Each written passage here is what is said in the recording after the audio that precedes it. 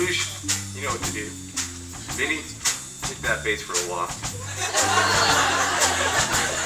It was a quiet night of quiet stars. Under the stars was a bar. It was always the same. It had stayed the same for 15 years. The light was always dim.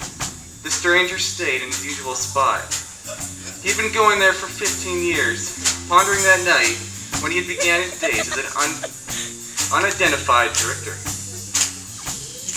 He had faked his death and evaded the law for the past 15 years. He sat at the circular table in front of a jukebox that was lightly playing a smooth Mexican-flavored salsa. The bartender was minding his own business, polishing glasses and beer mugs. The bar was never full. At most, there were 5 people, maybe 6. The infrequent yet familiar sound of the bells were heard as the door opened.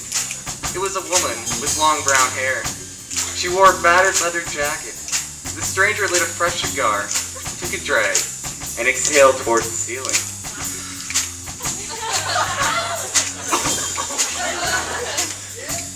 It was a little harsh on his lungs.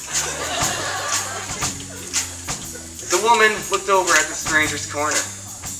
He was a silhouette outlined by the smoke. The stranger left his seat and approached the bar. "May I buy you a drink?" he asked her.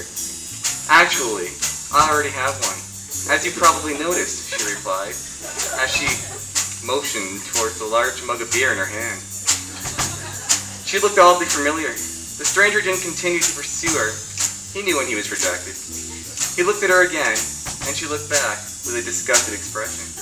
"Well, good night," she said. "Likewise," said the stranger.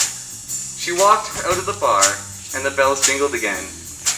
It was only a couple of minutes later the stranger walked to the door too.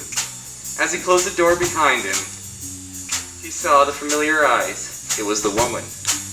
"Who are you?" he said. "Why are you yelling?" said the woman. "I'm right here." "I'm sorry. I guess I'm a little drunk." "Never mind.